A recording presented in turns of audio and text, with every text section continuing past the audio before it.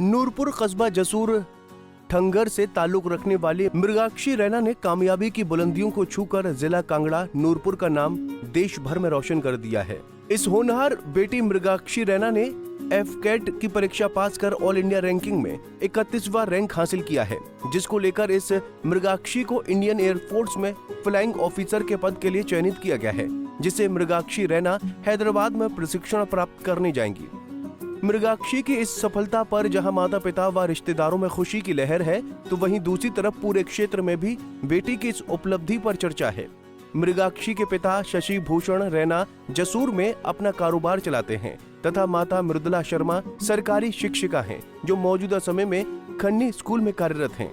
मृगाक्षी रैना ने बताया कि उनकी प्रारंभिक शिक्षा नूरपुर पब्लिक स्कूल से हुई है, जिसके बाद दिल्ली विश्वविद्यालय से आगे की पढ़ाई की। हालांकि ये उसका बचपन का सपना तो नहीं था, मगर ये सपने से भी कम नहीं है। उन्होंने कहा कि इस उपलब्धि से उन्हें खुशी तथा गर्व भी महसूस हो रहा है कि अब वो इंडियन एयरफोर्स में फ्लाइंग ऑफिसर के रूप में देश की सेवा करेंगी। मृगाक्षी ने अपनी इस सफलता का सारा श्रेय माता पिता, भाई तथा अपने दोस्तों को देते हुए कहा कि मेरी माँ तथा भाई हरदम हर कदम पर सपोर्ट करते थे, साथ ही पापा कोच के रूप में हमेशा साथ खड़े रहे। तो मैंने अपनी सबसे पहले schooling Noorpur public school Noorpur से की है। नर्सरी से क्लास 12th तक मैंने नूरपुर पब्लिक स्कूल नूरपुर में ही पढ़ा और +1 +2 में मैंने नॉन मेडिकल स्ट्रीम ली थी, जिसमें मेरे सब्जेक्ट थे फिज़िक्स, केमिस्ट्री, मैथ्स, इंग्लिश और फिज़िकल एजुकेशन। तब मैंने +2 में जो CBSE के बोर्ड एग्ज़ाम थे, उसमें मैंने मैथ्स में और फिज़िकल एजुकेशन में 100 आउट ऑफ 100 मार्क्स लिए थे और टोटल परसेंटेज मेरी 96.8 आई थी। उसके बाद मैंने JEE मेंस का पेपर भी दिया था, जो मेरा क्लियर हो गया था और मेरे 92.4 परसेंटाइल आया था।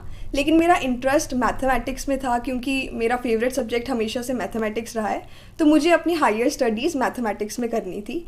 और मेरी 96.8 परसेंटेज की वजह से मुझे मिरांडा हाउस, जो कि यूनिवर्सिटी ऑफ दिल्ली में है और इंडिया का नंबर 1 कॉलेज है, वहाँ पे एडमिशन मिल रही थी। तो इसीलिए मैंने वहाँ पे एडमिशन ली और वहाँ पे जाके मैंने जो कोर्स किया वो BSc ऑनर्स मैथमेटिक्स था, जिसमें मुझे वहाँ पे स्कॉलरशिप भी मिली गवर्नमेंट ऑफ इंडिया की तरफ से, इंस्पायर स्कॉलरशिप जिसको कहा जाता है, ministry of science and technology की तरफ से। तो उसी स्कॉलरशिप के थ्रू मेरी 3 इयर्स ऑफ जो ग्रेजुएशन है वो फाइनेंस हुई थी। तो कॉलेज में मैंने जब BSc ऑनर्स मैथमेटिक्स किया तो मेरा उसमें जो ग्रेड था, क्योंकि हमें CGPA मिलता था, तो आउट ऑफ 10 मेरा 9.38 CGPA आया था। तो ग्रेजुएशन मैंने फिर मिरांडा हाउस से की। अभी आप एयरफोर्स में जा रहे हैं, तो कैसा महसूस कर रहे हैं आप? तो मुझे बहुत ही ज़्यादा अच्छा लग रहा है कि मैं इंडियन एयरफोर्स में जो है वो फ्लाइंग ऑफिसर बनने वाली हूँ। ये मेरा बचपन का सपना नहीं था, जैसे कुछ लोगों का एक चाइल्डहुड ड्रीम होता है कि I want to go to the armed forces या मुझे कुछ और करना है। तो मुझे जो पता था स्टार्टिंग में, वो मुझे यही पता था कि what I have to do is consistent hard work और कंसिस्टेंसी मेंटेन करनी है, क्योंकि मैथ्स मेरा फेवरेट सब्जेक्ट था। तो that is why I decided कि मैं हायर स्टडीज़ जो है अपनी वो मैथ्स में करूँगी। When I went to Delhi University, वहाँ पे मुझे एक्सपोजर मिला।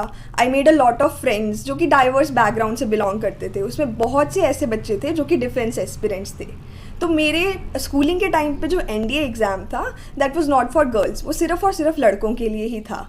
लेकिन अभी I am very proud and I am very happy कि गर्ल्स भी जो है वो NDA एग्ज़ाम दे सकती हैं। और अभी रिसेंटली जो है वो गर्ल्स का फर्स्ट बैच पास आउट हुआ है NDA से, तो I am very proud about that. लेकिन जब मैं अपनी कॉलेज के लिए गई दिल्ली में, तो आई made a lot of friends. उनमें से जो डिफेंस एस्पिरेंट्स थे, उनके थ्रू मुझे ये वेरियस एग्ज़ाम्स का पता चला, जैसे कि FCAT जो कि मैंने क्लियर कर दिया है, और CDS एग्जामिनेशन जिसके थ्रू आप आर्मी में भी जा सकते हैं। तो मुझे इन एग्ज़ाम्स के बारे में पता चला। मैंने जब इनके बारे में स्टडी किया, एग्ज़ाम पैटर्न, सिलेबस, आगे जॉब प्रोफाइल क्या है, क्या पर्क्स हैं, क्या क्या स्ट्रगल्स करने पड़ते हैं, तो मुझे बहुत ज़्यादा इंटरेस्ट फील हुआ इसमें। और अब मैं बहुत ज़्यादा खुश हूँ कि फाइनली मैंने यहाँ पे इसको क्लियर करके मेरी ट्रेनिंग स्टार्ट होने वाली है। आपकी कोई ऐसी अहम यादें, जैसे माता पिता के साथ, फ्रेंड के साथ, टीचर के साथ या अन्य के साथ, कोई साझा कर सकती हैं तो बताइए। तो ऐसी तो बहुत यादें हैं, क्योंकि I am a person who is tries to learn from everybody I meet. तो मैं जैसे मैं कह रही हूँ, मैंने कॉलेज में जब फ्रेंड्स मेरे को मिले तो मैंने उनसे सीखा कि ये सब एग्जामिनेशन होते हैं. उसके बाद मैंने कुछ इंटर्नशिप्स भी की हैं, वहाँ पे मैंने सबसे सीखा. तो मेरा जो उसके बाद जब मैं घर पे आ गई, मैंने सोचा कि मैं तैयारी दिल्ली से मैं 2024 में घर में आ गई थी और घर पे मेरी मम्मा ने मेरे खाने का ध्यान रखा. पापा, मुझे जो याद है कि हर दिन सुबह उठ के पापा मेरे कोच बने, हम रनिंग पे जाते थे पापा और मैं. तो ये अभी तक I am going to continue that, क्योंकि अकेडमी में ये बहुत ज़्यादा ज़रूरी होगा कि मेरे फिजिकल फिटनेस भी अच्छी है. तो ये सब है. मेरे भाई ने कैसे मुझे खुश रखा, क्योंकि जब आप अकेले होते हो और प्रेपरेशन करते हो किसी ऐसे कॉम्पिटिटिव एग्ज़ाम की, तो इट इज़ वेरी इंपॉर्टेंट कि you have friends, you have your siblings, cousins who are there for you every time you feel alone or you feel stressed. तो मेरे भाई ने भी मेरे को पूरे टाइम ऐसे जॉली रखा, मोटिवेटेड रखा. तो और नॉट जस्ट दिस, क्योंकि I was preparing from home itself and I was not going to anywhere for coaching or anything. मैंने सेल्फ स्टडी की है, लेकिन मेरे फ्रेंड्स ने जो कि डिफेंस एस्पिरेंट्स हैं, many of them are UPSC IAS aspirants, तो मैंने उनके साथ गूगल मीट पे, जूम पे, सबके साथ ग्रुप डिस्कशंस किए, जैसे जो करंट अफेयर्स आते थे. तो ये सब कुछ ऐसी यादें हैं जो मेरे को हमेशा याद रहेंगी. आपने अभी देखा है कि एक नूरपुर विधानसभा क्षेत्र में एक लड़की जो है फोर्स में जा रही है. इसके अलावा भी नूरपुर विधानसभा क्षेत्र में जो है नशे का गढ़ है.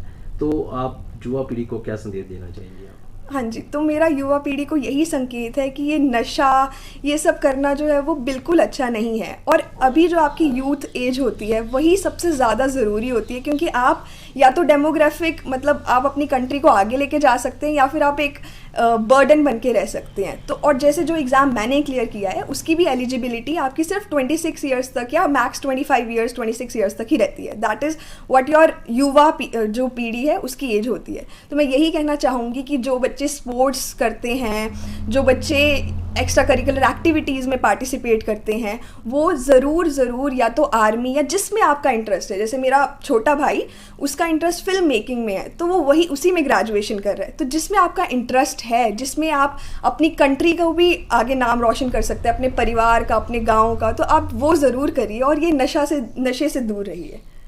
पंजाब केसरी टीवी के लिए नूरपुर से संजीव महाजन की रिपोर्ट.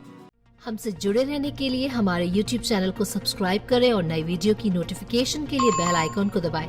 अगर आप ये वीडियो Facebook पर देख रहे हैं तो लाइक जरूर करें और ज्यादा से ज्यादा शेयर करें. इसी तरह के और भी अपडेट्स के लिए फॉलो करें हमारा Instagram पेज himachal.ke.